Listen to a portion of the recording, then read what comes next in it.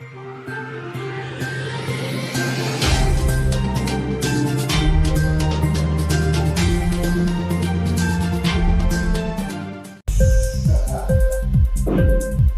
TV prime time news కి స్వాగతం.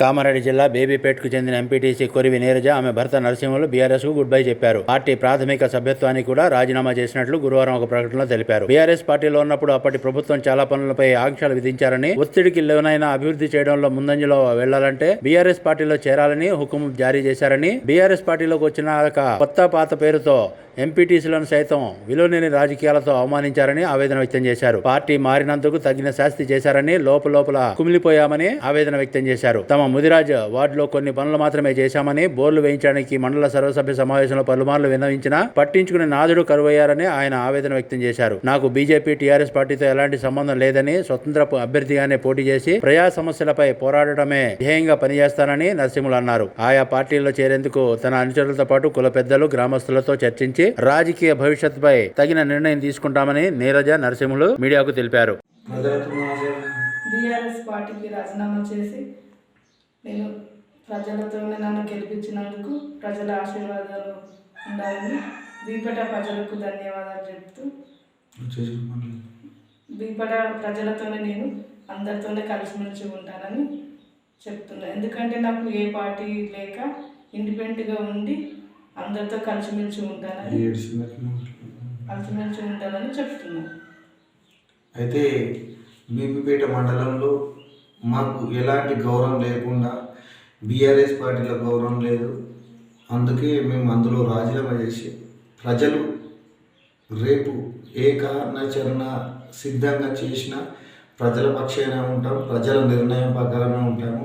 ప్రజల ఏ నిర్ణయం తీసుకున్నా మమ్మల్ని కూరగాయలు అమ్ముకున్నాం అలాంటి వ్యక్తులను మాకు ఈ స్థాయికి తీసుకొచ్చారంటే మా ముద్ర సోదరులకు మరీ ధన్యవాదాలు తెలుపుతూ, అలాగే బీపీపేట గ్రామస్తులకు కూడా ధన్యవాదాలు తెలుపుతూ, మాకు వచ్చిన కష్టానికి మేము పోరాడాము, చాలా పోరాడాము. మాకు సమావేశంలో ఎంత బాధాకరం అంటే మేము ఇచ్చిన ఎన్ని కొట్లాడాము. రిజర్వేషన్లు రామరెడ్డిపల్లికి రోడ్ వేయాలి, మళ్ళీ మహిళలకు మంచి వృత్తి కల్పించాలి, అంగన్వాడీలో కూడా మంచి ఫుడ్ పెట్టాలి, ఫుడ్ లేని వాళ్ళకి ఫుడ్ పెట్టాలని మమ్మల్ని మీ ఇలా మాట్లాడినందుకు మమ్మల్ని ఏ వర్క్ కూడా చేసుకొని ఇవ్వలేదు, వర్కులు కూడా మాకు ఇవ్వలేదు. ఎందుకు ఇట్లాంటి దానికి ఉండి కూడా వేస్ట్. అందుకే ప్రజలకు ఇదంతా ఖచ్చితంగా తెలవాలని నా మనస్ఫూర్తిగా చెప్తున్నాను.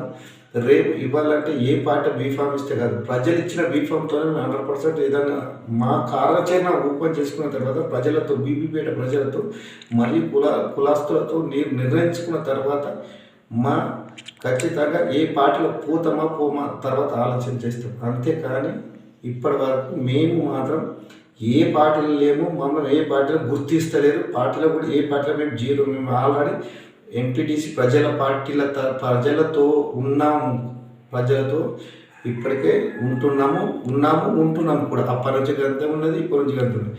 బీఆర్ఎస్ లేదు, ఏది లేదు, ఏ పార్టీకి మాకు సంబంధం లేదు.